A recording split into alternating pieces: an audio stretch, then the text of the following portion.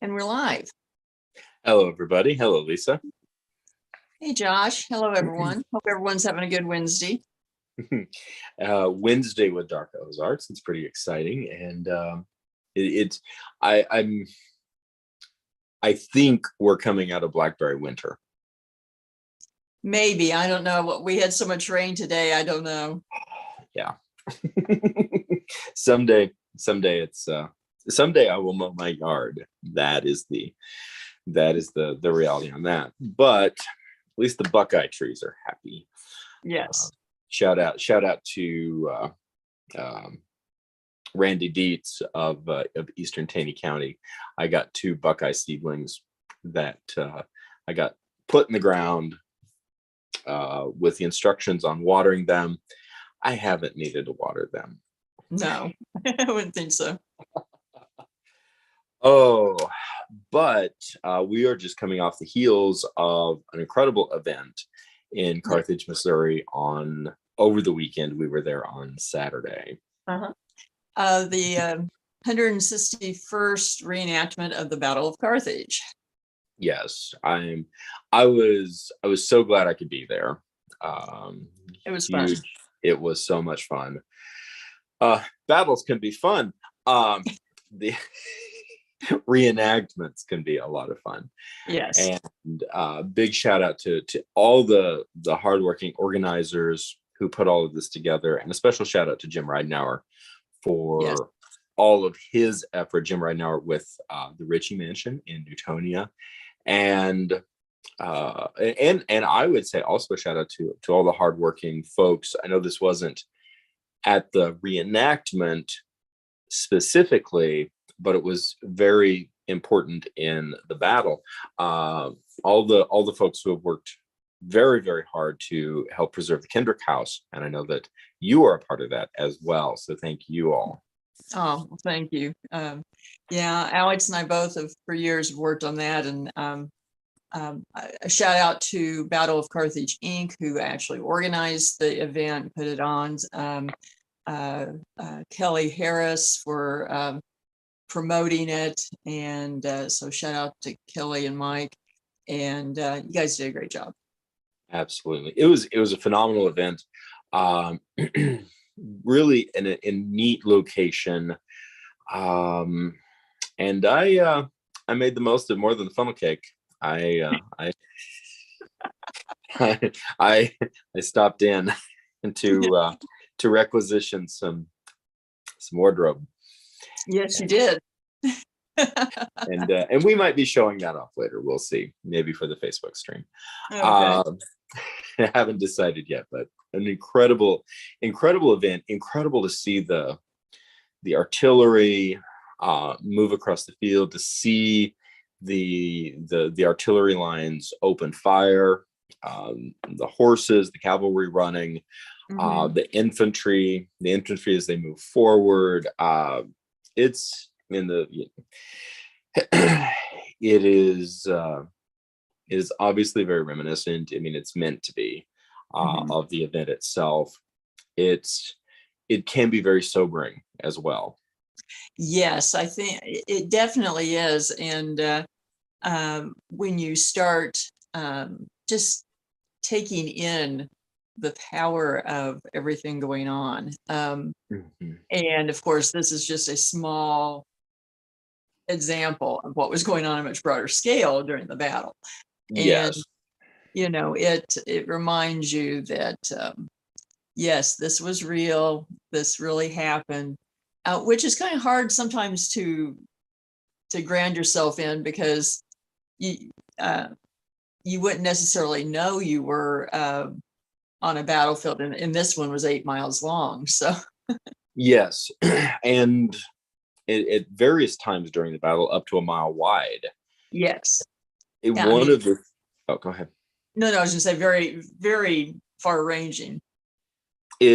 One of the things that is really striking to me, well, there's a lot of factors that are really striking to me about the battle, but its comparatively massive scale.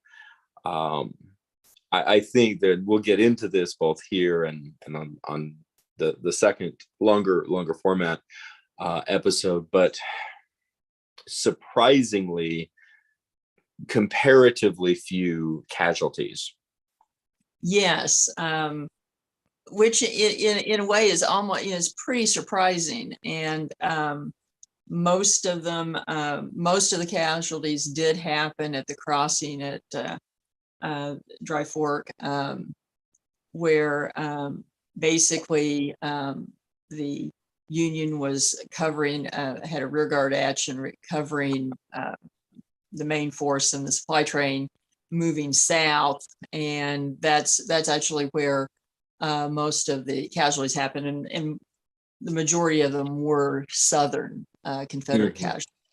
Yes. So before we're going further, we should note something. Yes, we should. Our deeply appreciated sponsor. Yes. No, it is not Bertram Wyatt Brown, although this is an excellent book. I will let you take the intro on our sponsor. I am very grateful. We are very flattered and pleased to have Always Buying Books sponsoring the show, and also upcoming events, including a conference on October 15th, October Country, which will be held at VFW 534 in Joplin, Missouri, an all-day event about all things noir, mysterious, and unexplained in the Ozarks and the 4-state areas. Absolutely. I am so excited about this upcoming event. Also excited about Always Buying Books. I can't wait to get in.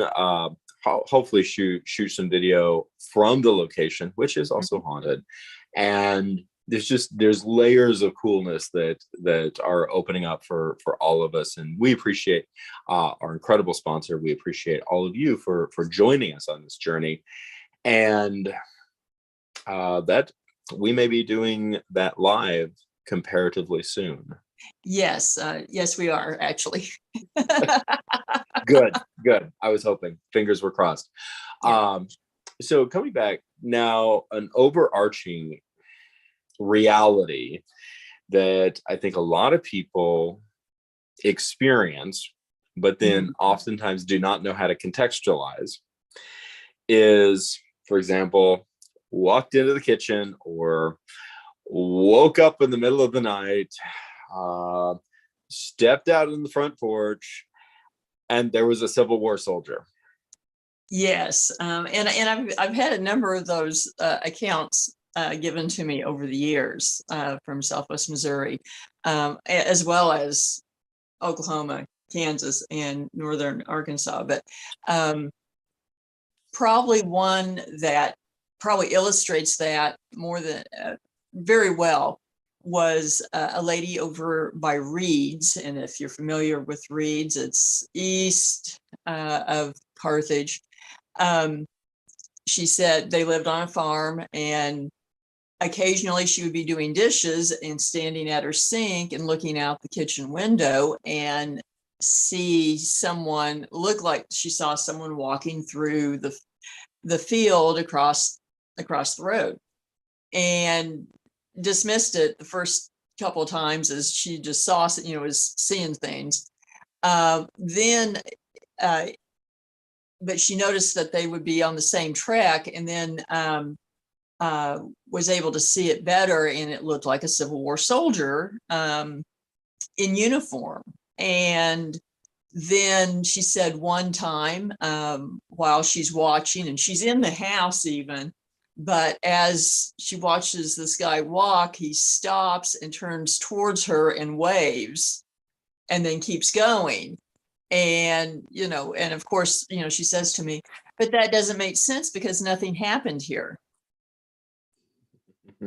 And that's very far from reality, is that lots of things happened in a lot of places in the Ozarks that aren't necessarily well known. Right. And oftentimes very poorly documented in the reality that we hear in the Ozarks, both Arkansas and Missouri, and Oklahoma. We were, first of all, experiencing some of the earliest armed skirmishing and deaths of the war, and we'll get into that as well.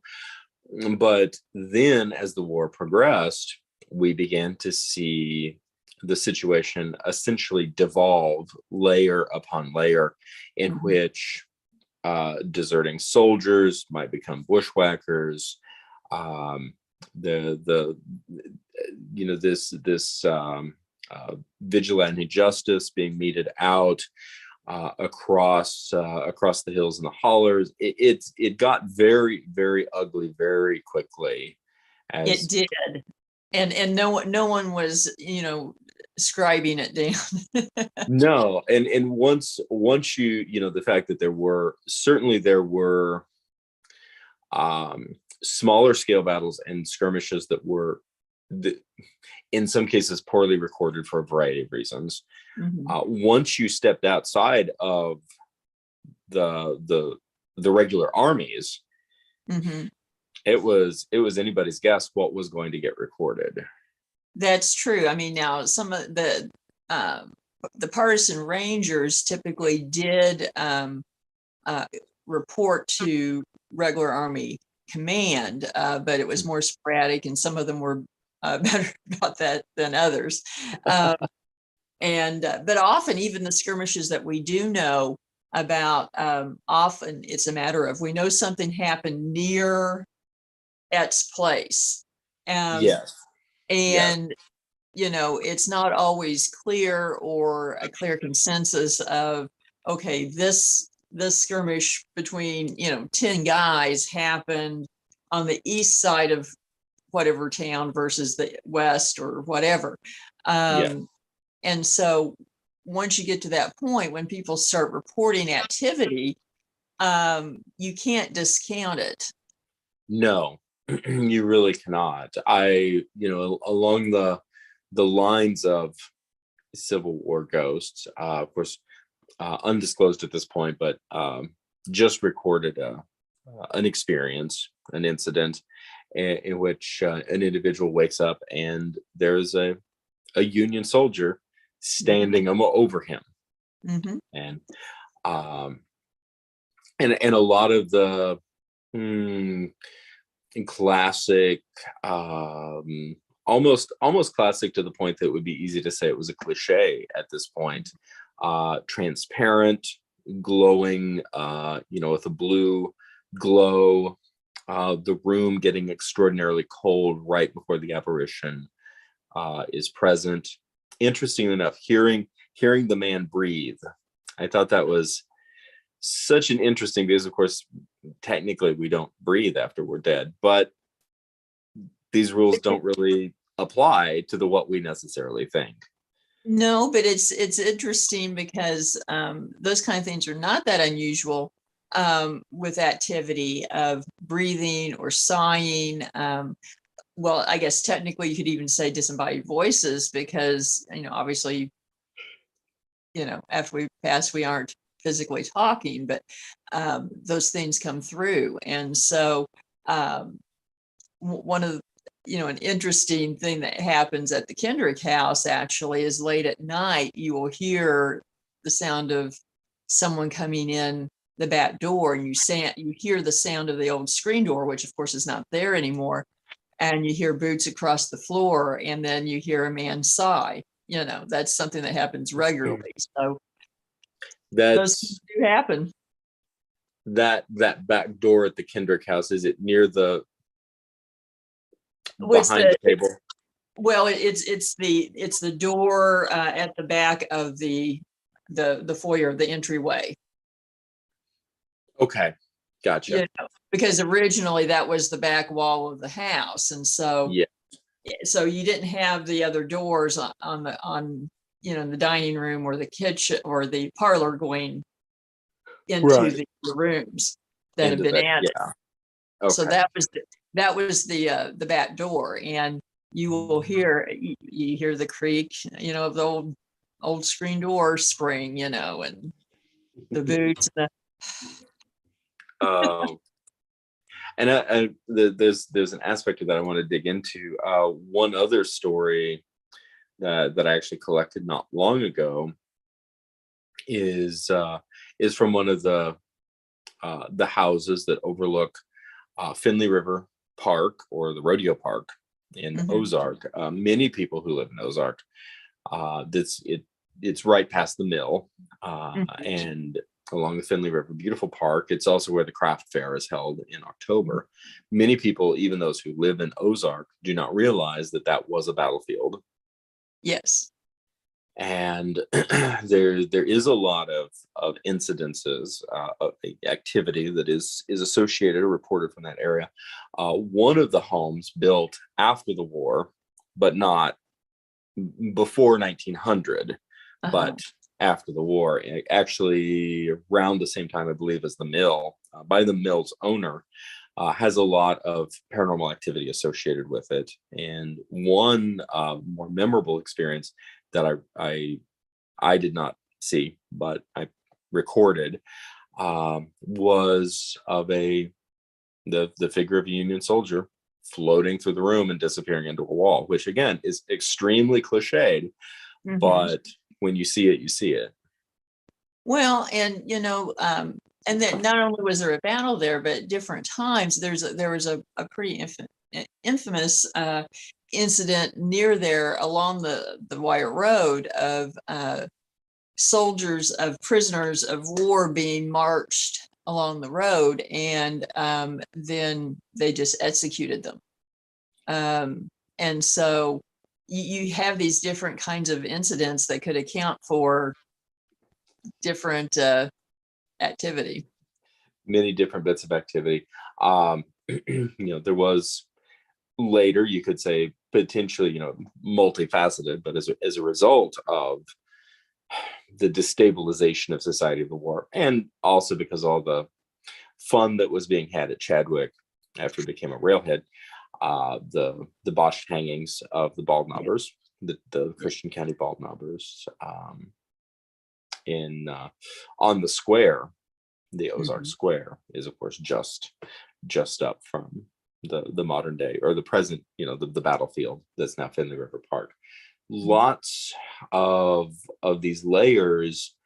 And I'll ask this, and then this might be a good place to conclude. But something I find particularly interesting, we often talk about sentient hauntings, Uh-huh.